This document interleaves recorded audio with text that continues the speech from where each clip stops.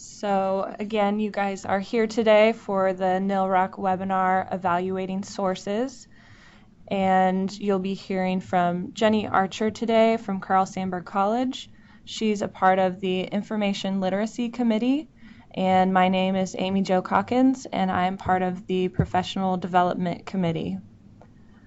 So today, having Jennie here, she is actually the coordinator of library instructional services here at Sandburg College, and she's responsible for planning and presenting all of Sandburg Library's instruction sessions and also for the embedded librarian program here. She's always looking for some new and different ways to teach information literacy skills, as well as keeping students engaged during those instruction sessions. So right now I'm going to go ahead and hand that over to Jennie, and she'll be taking over the slides here in just a minute and be presenting her desktop. She'll have a variety of things that she's sharing with you guys. So feel free to continue to add chat in the conversation on the side, and I'll get to those when I can, and then I'll also be sharing some of the links to the information that Jennie's going to talk about. So Jennie, I'm going to hand it over to you now. All right. Thank you, Amy Jo, and also thank you to the NILRC Information Literacy and Professional Development Committees for coordinating this presentation and making it possible. So just give me a second to get my slides queued up.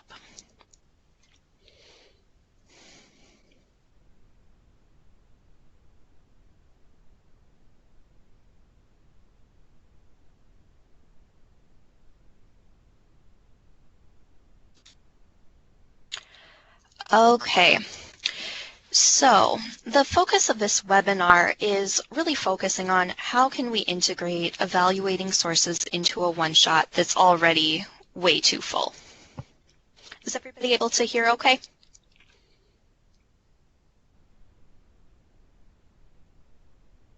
Yeah? Okay. So, as we know as librarians and faculty that there are a lot of issues that are surrounding teaching evaluation in a one-shot session. So librarians and faculty both understand that evaluation is important, but evaluation often gets tacked on at the end of an instruction session if there's enough time, or sometimes faculty will address it in a single line on an assignment sheet saying, you know, use scholarly sources or don't use Wikipedia. But evaluation is an important skill that affects students' ability to succeed in their assignments, and it isn't something that can just be adequately tacked on at the end of a session.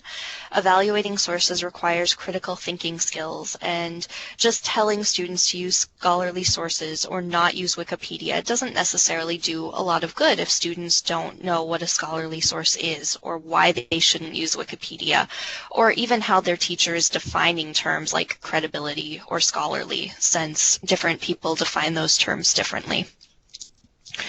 So a few years ago, when I would visit instruction sessions, I would get a lot of students who were pretty vocal and saying that they already knew how to search databases. They already knew how to find information. So since a lot of students were getting similar information in different classes, some faculty and I decided that when it was appropriate, we would try to shift the focus of instruction sessions to evaluating sources, since students said they already felt confident in finding sources. However, when we did focus on evaluating sources in these sessions, students and faculty often commented that they liked learning more about evaluating, but the session would have been more helpful if they would have learned how to find sources too. So at first I felt like I just couldn't win. But eventually this made me realize that in most cases, in order to successfully teach evaluation sessions in a one-shot, I needed to find a way to do so alongside finding sources. And the more that I thought about it, the more I realized that evaluation isn't represented as a separate skill or a separate concept in the new ACRL framework. It's woven throughout all of the 6 frames, and it makes a lot of sense to strategically teach it alongside other information literacy skills and not just teaching it on its own. And this also helps a lot with fake news being so much in the news right now and people caring about it a lot right now, because it helps us bolster our argument since so many people are concerned, and it can help us make the argument to faculty that this is something that deserves a little bit more time during their instruction sessions and not something that can just be tacked on in the end or addressed in a sentence of an assignment sheet. So throughout this session, I'll be sharing a few examples of ways that I've integrated evaluating and finding sources into a single instruction session, and how I've specifically talked to students about fake news and evaluating sources during instruction sessions. Like Amy Jo mentioned, I've attached handouts to the webinar, but if you're having trouble accessing those, we'll make sure that you get them after the session. So just a couple things to be aware of. All of Sandburg's classes are 75 minutes long, so that's the amount of time that I was shooting for when I was planning these sessions. Another thing to be aware of about me is that I've noticed that when I do database demos during instruction sessions, that it doesn't really matter how enthusiastic I am or how I present the information. When I'm talking about limiters and advanced search strategies and full text and other types of features, no matter how excited I am, students tend to get bored pretty quickly. However, if the same students that I worked with during an instruction session stop by a few days later to ask me a reference question when they're actually working on their assignment and there's some kind of problem or obstacle they're trying to overcome, and I can tell them how a limiter or some of those database features can help them overcome their challenge, they actually do get really excited about them. So I've been trying to find ways to replicate those one-on-one reference interactions on a larger scale in instruction sessions. And that has definitely helped me find more time to focus on evaluation, because oftentimes it ends up with me not telling them everything up front and letting them have some of those teachable moments when they run into roadblocks. So that effort to try to recreate some of those reference interactions and get students engaged and excited about some of those features definitely plays a big part in how I approach several of the sessions I'll be telling you about today. So the first session that I worked with as far as trying to integrate library instruction with finding and evaluating sources in a single session would be English Composition 1 class. And we did a lot of work with the differences between database searches and Google searches.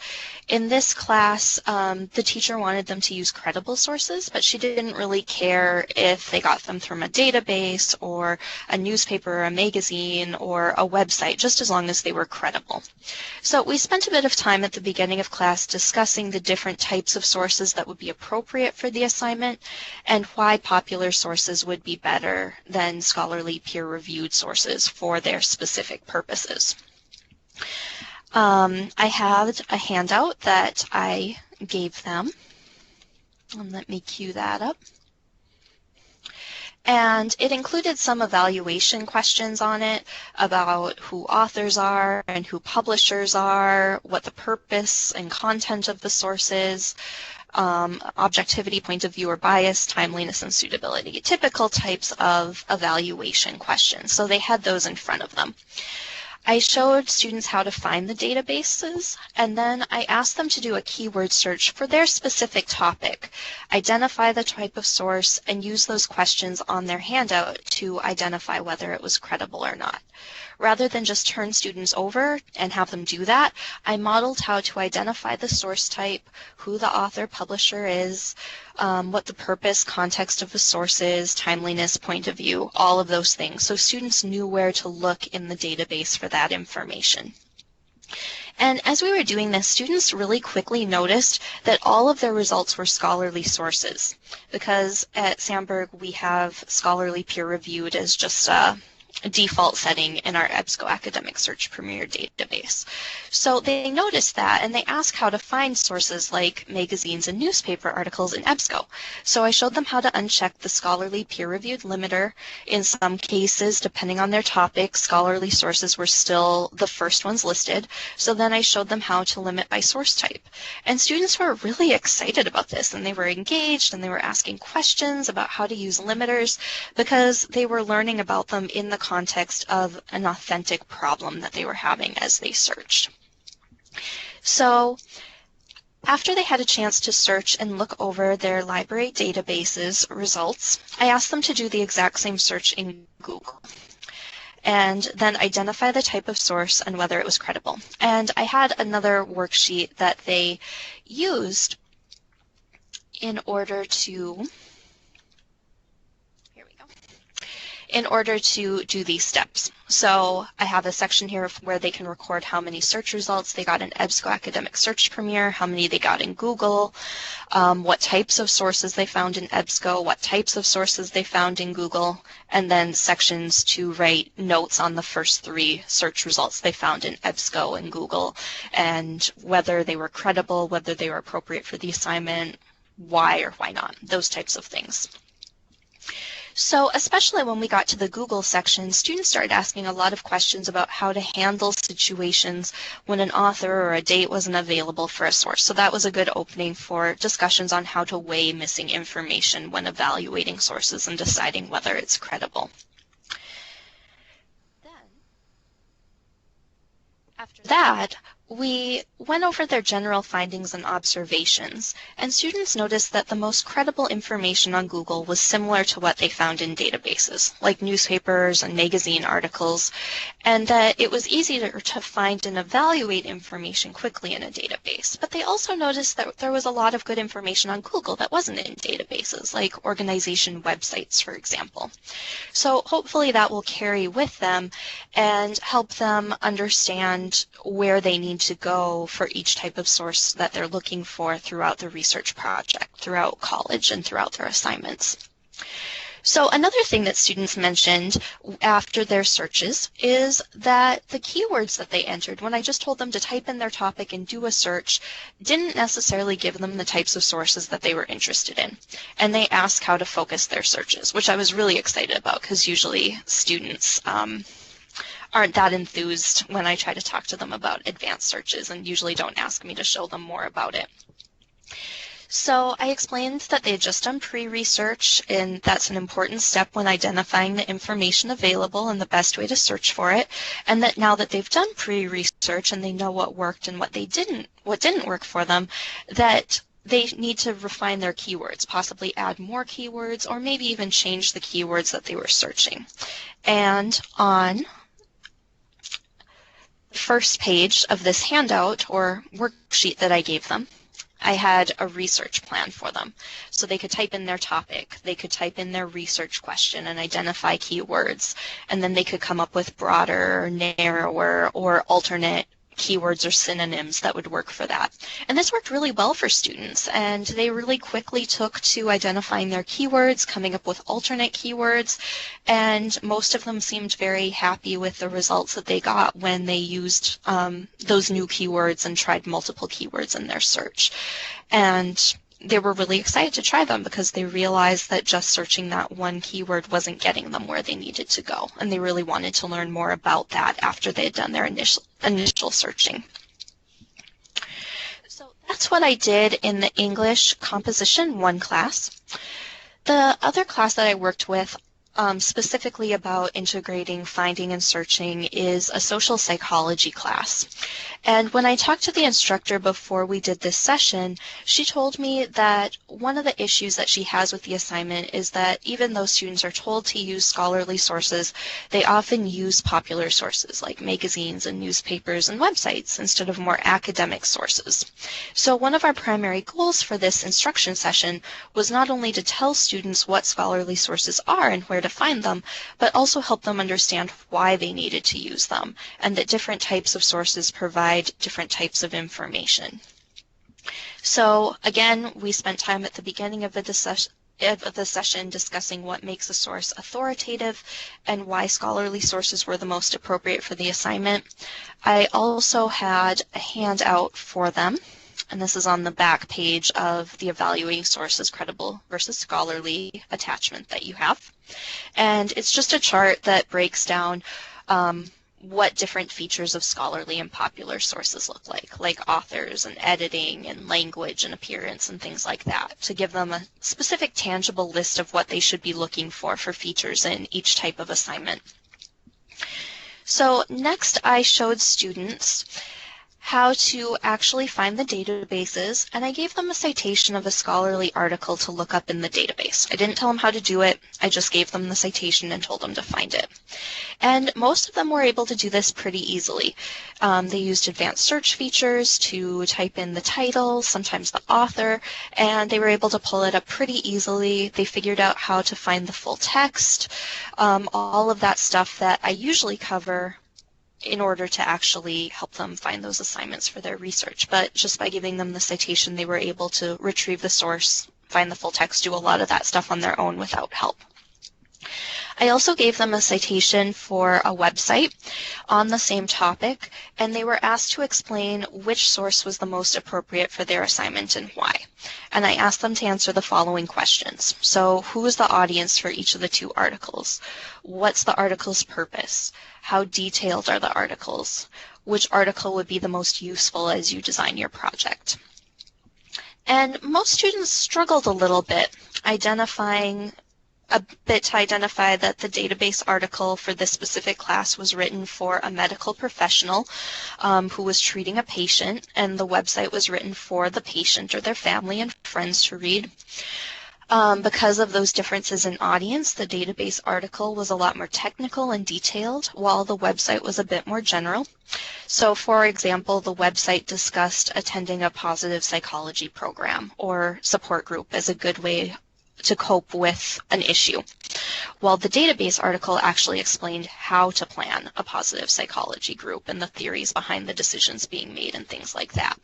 So since they had trouble with that, I took time to model the evaluation process. I showed them how to find clues from the text about who the audience was, what the purpose was, things like that. And once they started seeing examples, they really started to see the differences between these types of sources and understand why the scholarly sources would be more helpful for them. So once we did some of that work with evaluating sources and understanding why those scholarly sources would be more useful for this assignment, then we went back to keywords. And students had the opportunity to come up with alternative keywords for their topic, and then they were able to search on their own and ask questions. And I used the same research plan template worksheet that I used for the English class, so they could write out their topic, their research question, and come up with other keywords. And many had a lot of light bulb moments when they saw how drastically using different keywords changed their search, like the difference between typing in social psychology and adolescence as a keyword versus social psychology program and teenagers, for example. So that really, I think, left an impression on quite a few of them, and they got excited about it because they weren't being walked through step by step how to type things in. They just had a little bit more ownership, and then I walked around and helped them out on their own individually as they needed it. So the next session that I did was an introduction to speech class. And this instructor was interested in teaching students about fake news and evaluation as part of the unit she was teaching on persuasive speeches. She specifically asked that I go at more depth than just giving students a basic evaluation checklist, and she wanted the session to primarily focus on evaluation activities and not so much the finding sources aspect of it. So it's a little bit different here than the other two sessions that I told you about, but I definitely have ideas for how you could get more finding activities in there if teachers requested it. So because of scheduling issues, this session landed before they got too far into the unit. So I did spend a bit of time at the beginning just introducing them to persuasion and doing some activities. So this may or may not be something you'd be interested in depending on time constraints and what your teachers are asking. But I think it worked as a pretty good segue and transition from persuasion to fake news. So first of all, I had students do a quick write to determine their stance on a controversial issue. I asked them how they felt about texting and driving, for example, and if it should be offense that cops could specifically pull them over for, just for texting and driving and not any other traffic offenses going on. Then I asked them to stand in a line based on their position on the issue. So everyone for that issue stood on one side of the room, everybody against it stood on the other, and anybody who was a moderate or conflicted stood in the middle based on where their opinion fell on the spectrum. I gave students a couple minutes to talk to other students who shared their position and come up with an argument to persuade their classmates to change their position and stand with them. And as each group shared their argument, students were encouraged to move if the group succeeded in changing their mind. So we could have people moving along the continuum a little or a lot, depending, or maybe not at all, depending on how convincing other people's arguments were. So we discussed which arguments convinced them and if those arguments appealed to ethos, logos, or pathos. And I explained that people are the most persuasive when their arguments appeal to ethos, logos, and pathos, and not just one appeal. And sometimes being persuasive isn't just about making somebody change their mind, but even just being open to listening to somebody's opinion. And that transitioned really well into a discussion about what fake news is and how there's different kinds of fake news, like blatantly fake news that's meant to be fake and mislead people. Things like satire and propaganda and misleading images and half-truths. But I also explained that fake news isn't really new. It's just the speed that it's spreading due to social media and the internet and confirmation bias and all of those things going on during a really divisive time in our nation's history. That's the stuff that makes it new. So since these are public speaking students, I explained that they all have a responsibility to support their claims with evidence and make sure that they establish their ethos by providing credible information. And in order to do that, they need to evaluate their sources and, not just click and share things quickly. They really need to look at what information they're spreading before they spread and share it or use it to support their claims. So I gave them a link to a website and an article that I'd picked out. And let me pull this up. There we go. And then they had a worksheet. And it has a lot of those basic types of evaluation questions. But their teacher and I talked before the session, and while she didn't just want it to be like a checklist, like here's a question, check it off, we agreed that we've both known students struggling with things like who an author is, who the publisher is, how current is it, especially when they're working with websites. So we wanted to give them a chance to look for that information when we were around to answer questions and model how to find these things or where to look for them. And a lot of these questions ask students to do some basic research to learn more about the author or the publication. However, if you wanted to put more of an emphasis on conducting the research, I think you could really easily encourage students to really dive into the content of an article that you selected and do some fact-checking of the sources being cited, and I think that would be a really great springboard into helping students decide when to search for cited information in a Google search versus in a database search and things like that. So I see a lot of potential to do some deeper research from an activity like this, even though we just kind of skimmed the surface with the finding aspects. So in this particular class, students did pretty well when it came to identifying the author and the currency and things like that. And as I walked around the room, I saw them clicking on links and using the website's About Us pages and things like that, but they were also using outside sources like doing Google searches to learn more about the publication from a third party and other sources to verify information. So I was really heartened with that. However, when they got to the back side of the worksheet and got to the accuracy section, that's when they started to struggle a little bit. They were asked to do things like identify claims that the author is making, identify how those claims were supported with evidence, talk about whether or not the author cited where that evidence came from. And some of the students struggled a little bit to identify what claims were made. And even the students who were able to identify claims struggled quite a bit with what evidence was being used to support it. Some of the students didn't think that the author supported their claims because they didn't use statistics. So we had a conversation about what types of information or evidence are available to support claims and that can be used to bolster claims, like including quotes, links to other sources and online articles, interviews with experts, things like that, that stats are only one of many ways that you can support a claim. And because of some of the students' misconceptions about what counted as evidence, some thought that the article wasn't credible when it was actually a pretty credible and fairly balanced article. And the article was about fake news and how liberal and conservative people are viewing fake news after the election. So it was pretty balanced considering, and they just weren't able to see that because they were so concerned with whether they agreed with the author's choices of this information cited and things like that. And almost every claim that the author made was backed up with a quote from an expert or a link to another credible source or something like that.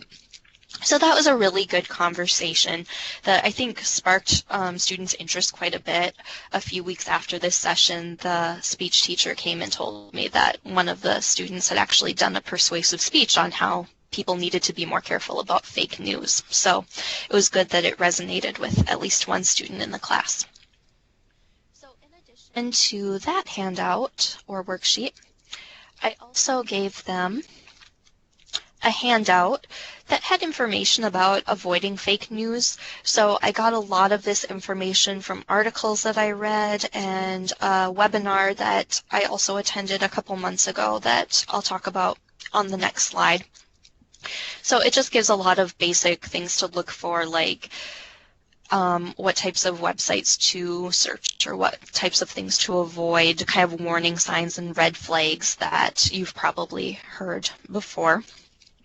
I also included a section on types of sources that lists different characteristics of different types of sources because, you know, a lot of times there can be perfectly credible sources like newspapers that might not always identify the author. And if students don't know that that's a characteristic, it can be difficult for them to accurately evaluate them.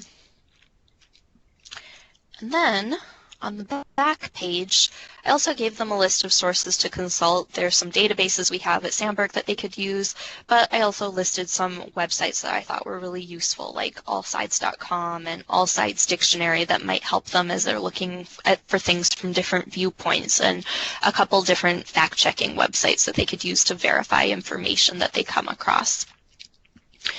So that was the main information that I gave them. Again, I'm fairly new to addressing fake news in library instruction sessions, but it's something that I'm very interested in doing more of and hope to do more of it in the future. While I was prepping this and in several NILRC Information Literacy Committee meetings, we came up with a list of some sources that could help you come up with different activities for dealing with fake news during instruction sessions or just learning more about it. One is an article called Fighting Fake News, How Libraries Can Lead the Way on Media Literacy. There's an Evaluating Sources page by the College of DuPage Library, which is really great, especially if you don't necessarily have time to do all the evaluating sources modeling activities in a class. It does a good job breaking down the evaluation questions, but also telling students what the answer should be to those questions, because that's something that they've struggled with. I've noticed that they know they should ask those questions, but they don't always know if the answer makes it a good source or a bad source. So this can help break that up if you're not around to do the live modeling for them or don't have time for that. There's also Truthfulness Triangulation, a new literacy toolkit for a post-truth world. Fake news, bias, frames, news, false balance, and what to do about it. This is a video that I've been seeing on Facebook quite a bit, how to fact check fake news sites. It does a nice job of breaking down really quickly just how to pull quotes and do a Google search for them, how to do a Google image search, and just do some really basic, quick fact checking types of activities that I think would be really effective to show students when teaching them about this. And then Librarians versus Fake News. That was the webinar that I attended a while ago that had a panel of librarians and journalists who talked about fake news and how they address it in different scenarios and listed a lot of different resources that people can consult to learn more about it, or teaching tools that already exist. And Amy Jo will be sharing the links to these directly in the discussion section. So some advice and tips that I've learned along the way while trying to combine finding and evaluating information into instruction sessions and dealing with fake news is that I think it really helps to find ways to create authentic search experiences to engage students. Sometimes this means letting students struggle rather than providing all the information up front, so they really understand what they don't know, and then they're more interested in it when you help them answer those questions. Since I'm not spending all this time just doing a step-by-step database tutorial for them, it gives me a lot more time to spend on evaluating information too. Also, modeling answering evaluation questions and interpreting them is really helpful. Like I mentioned, the College of DuPage's Source Evaluation Guide is a really good resource to share with people to teach them how to do this. But if you have an opportunity to do it in class, I find it really useful because a lot of times students will think they're good at this, but as I found when we were doing this in the speech class and even the social psychology class, a lot of them really struggled when it came to making sense of the information that they were finding. They didn't really know what to look for to help them determine who an audience was when looking at a scholarly versus a popular source. They really struggled, to find the claims and the evidence that was supporting them. And then once you start pointing them out and giving them some guidance, it makes it a little bit easier and they start to understand it better. I think the interest in fake news on the national scale is really great to show faculty and students why this is important, to get students interested during instruction sessions, but also to convince faculty that addressing evaluation, even if not through fake news, is, an important skill for students to have and something that warrants class time.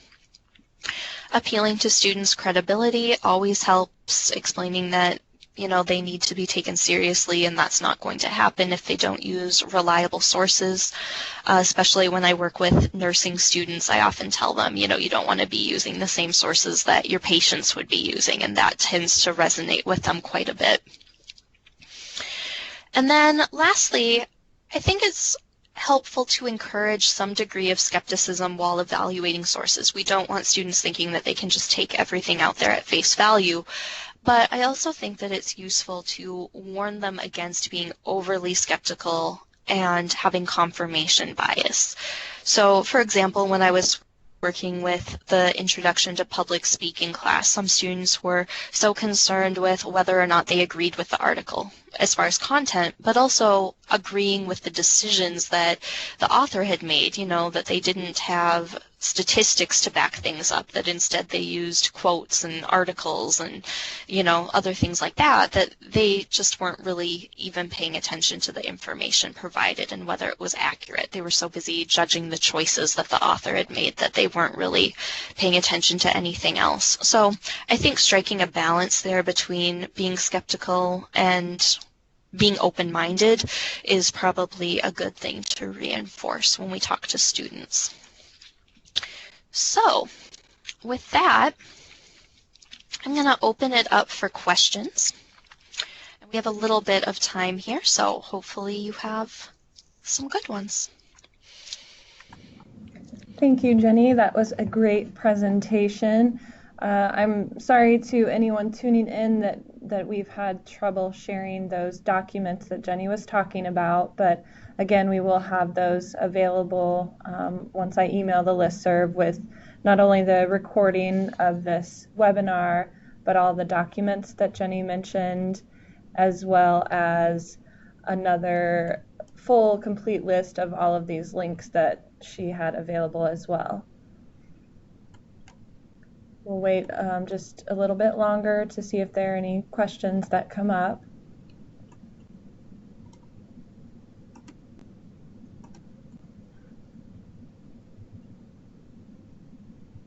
And I did also want to mention that the Word documents that Jenny has provided, they're all ADA compliant.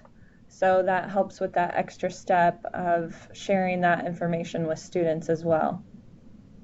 Yes, and you are more than welcome to, you know, edit them, share them, make any changes to fit your needs. You know, you are more than welcome to use anything I've shared however you see fit. Okay, that's great. We might have one more comment coming in right now.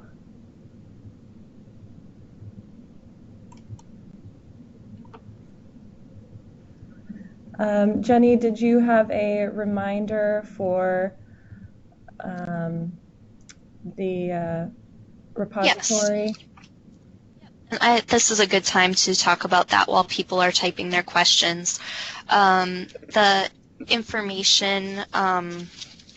Information Literacy Committee wanted me to remind you that the Illinois Community College Formative Assessment Repository is still accepting resources if you would like to submit them. We're still working on finding a place to host it on the new website, so it'll be publicly available, but we are still very much interested in your submissions. So if you plan to submit something, make sure that you include the name of your school, your name, the date, and the framework that your tool connects with. And if you need more information about the repository, basically this repository is meant for NILRC libraries to share formative assessment documents with other member librarians in order to improve information literacy instruction. And the documents should assess formative learning of information literacy ideas, and they're meant to be used by librarians struggling to assess a particular concept.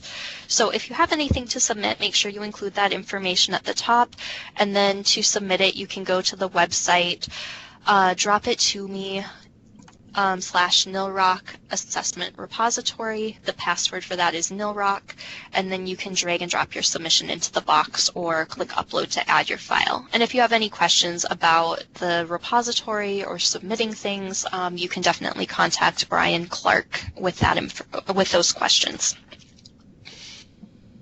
Great, thank you, Jennie. We do have a couple messages on the side. Marcus mentions that fake news has been a helpful way to illustrate librarians' importance. And, oh, absolutely. Yeah, and it's good that you're talking about evaluation in terms that are sometimes only reserved for English teachers. Mm-hmm. Yeah, I used to teach English, so I think that comes fairly naturally to me, or makes sense to me, since I'm used to having those conversations with students anyway when I used to teach college English. But I think they transfer over to library instruction pretty well, and since I often work with English classes, it helps reinforce the connections between some of those ideas. Great. Oh, it looks like I did miss one from Lisa. She did a quick pre-test in SurveyMonkey and then a post-test at the end for One Shot for Human Development. Wanted to show them the improvement in term knowledge, keyword, and search structures, and general library info. Oh, that's great. Yeah, I'm working with doing more assessment and pre and post testing too. I'm still working some of that out, but that's great that that worked well for you. Let's see. I think there were a couple. I think Marcus said he gets some pushback sometimes because they feel it's on their turf. Yeah.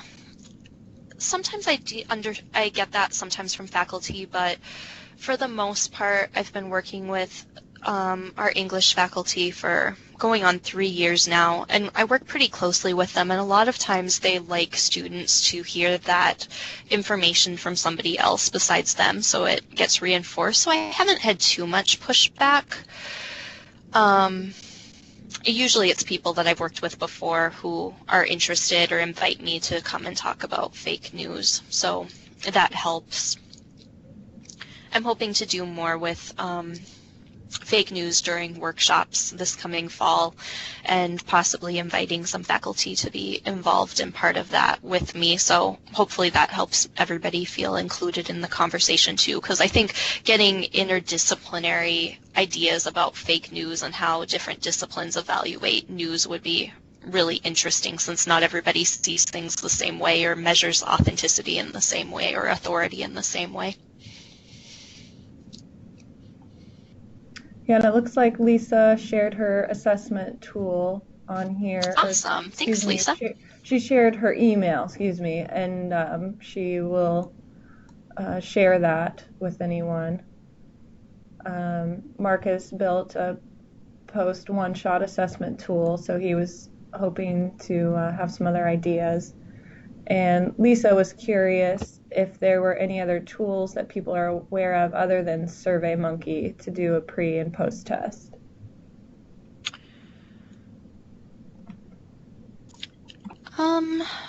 You could possibly use something like Kahoot or iClickers or something. It would just probably be a matter of how you framed the questions, and although it would make it harder to match up like which students answered which questions which ways if you were making those comparisons. But sometimes I use iClickers, Kahoot, Plickr cards like that to do some types of surveys. And Marcus also shared a LibGuide of things that he put together, questions for understanding information. Thanks, Marcus. That's great.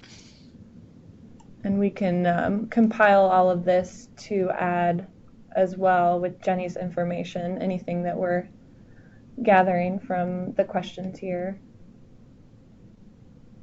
And Jennie, I'm not sure if you touched on this when you were talking about pushback. I think you were focusing on faculty, but at ICC they were wondering if you have gotten pushback from students on their beliefs as far as fake news. I haven't too much. I've really only dealt with that one class, and most of their issues with the content that we were discussing was more in the author's decisions of how he presented information or what he counted as sources. So it wasn't so much their beliefs, but even during that session, I did try to talk to them about evaluating from a place of logic and not emotion, because we don't necessarily want our personal beliefs too strongly helping us decide whether something's accurate or not. And we talk about confirmation bias and how we don't want to assume that just because we believe with something it's accurate and we don't believe it isn't.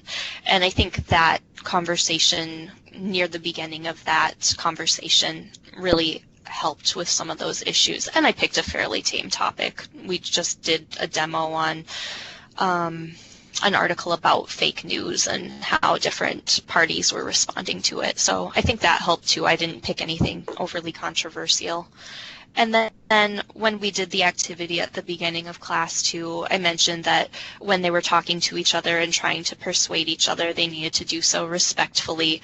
And nobody really majorly changed each other's mind. People didn't move too far from where they were, but they said that they were open to each other's ideas and they thought about things in different ways, which was really one of the big goals of the assignment when we were trying to get them to think about persuasion and what they would realistically be able to do as persuasive speakers. So I know that's a little different than fake news, but I think they're interconnected.